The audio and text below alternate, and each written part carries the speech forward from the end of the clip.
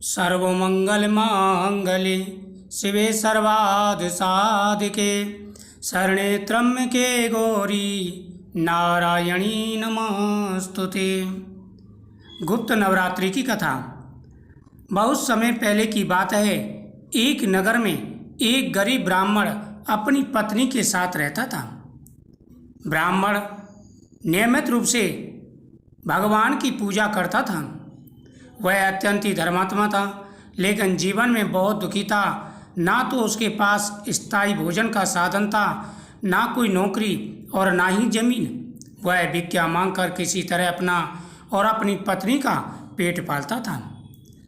ब्राह्मण धार्मिक प्रवृत्ति का था, नियमित रूप से भगवान की पूजा करता और जितना सामर्थ्य था, जितना उसके पास था, उसमें से भी वह दान किया करता था। लेकिन कहते हैं कि जब इंसान के पास धन दौलत ना हो तो यह दुख सबसे बड़ा दुख होता है। उसके पास यही सबसे बड़ा दुख था कि उसके पास धन दौलत की कमी थी। काफ़ी गरीब था। वह भिक्षा मांगकर किसी तरह अपना और अपनी पत्नी का पेट पालता था। एक दिन वह एक संत के पास पहुंचा और बोला, महाराज, मैंने जीवन भर सत्य और धर्म का पालन किया, फिर भी मैं दुखी हूँ, कृपया कोई उपाय बताइए। संत मुस्कुराए और बोले, हे ब्राह्मण, तुम सच्चे मन से गुप्त नवरात्रि में माँ भगवती की साधना करो।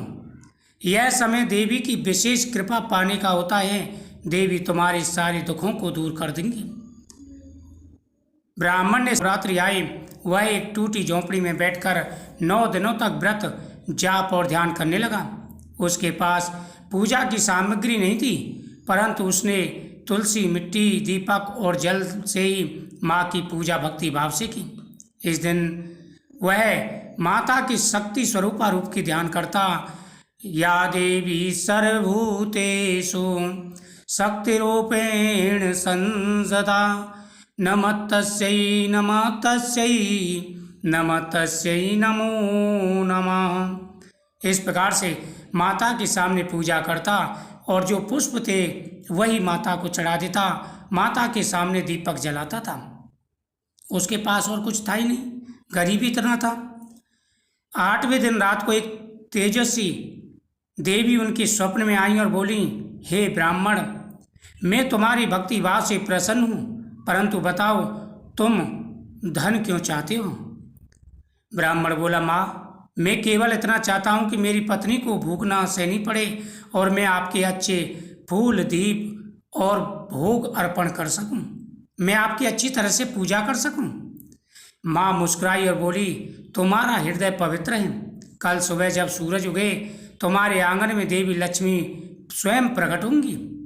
सुबह होते ही झोंपड़ी के बाहर एक साध्वी आई, जिनके पास एक छोटा सा मिट्टी का कलश था। उन्होंने ब्राह्मण को दिया और बोली, इसे तुम अपने घर में उत्तर दिशा में रख देना।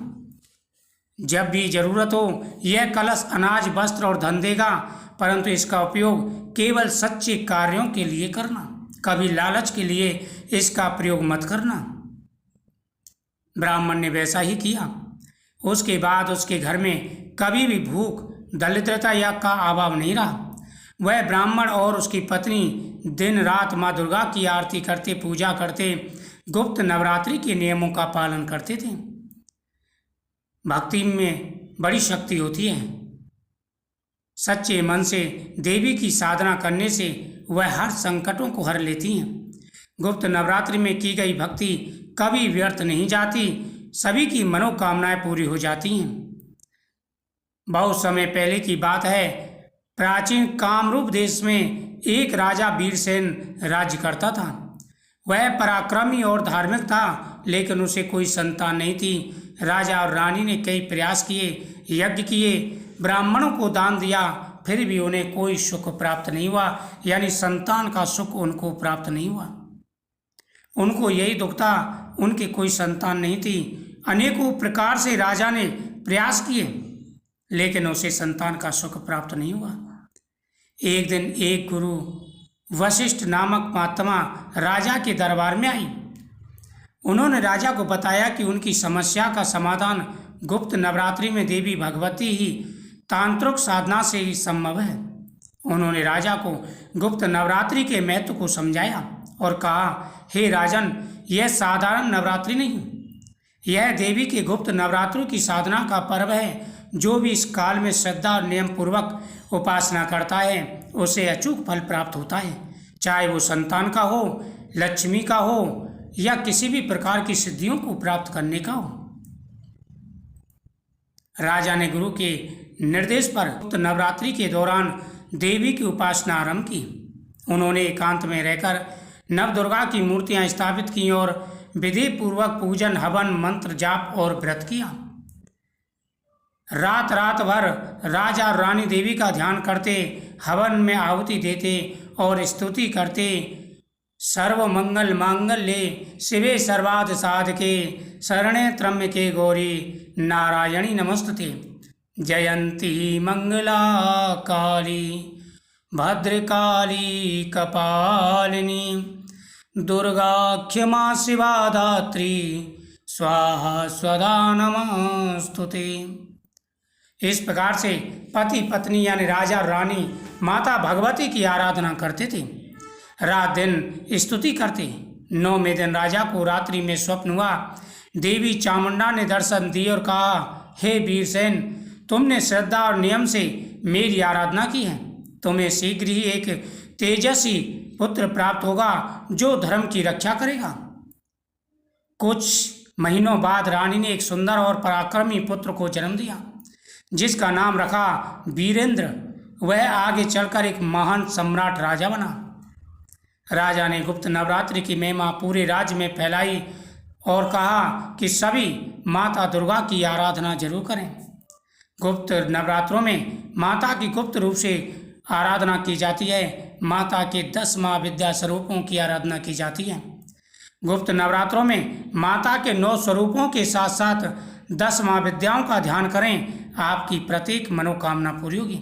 माता दुर्गा अपने भक्तों की हर मनोकामना पूरी करती हैं। ममतामयी माता जीवन के सारे कष्टों को हर लेती हैं। कहा जाता है कि सही विधि से की गई साधना से कोई भी इच्छा पूरी हो सकती है, सिद्धियों की प्राप्ति हो सकती है, अष्ट सिद्धियां, नव निधियां और दिव्य शक्तियां प्राप्त होती हैं। गुप्त नवरात्रि केवल धार्मिक पर्व नहीं बल्कि आध्यात्मिक उन्नति और आंतरिक शक्ति जागरण का समय है। जो मनुष्य इस काल में देवी को समर्पित हो जाता है वह न केवल सांसारिक सुख पाता है बल्कि आध्यात्मिक ऊंचाइयों तक पहुंच जाता है। तो आप भी सच्चे मन से माता की पूजा करें, माता आपकी हर मनोकामना पूरी करेंगी। जय माता दी। वीडियो शेयर करें, चैनल को सब्सक्राइब करें।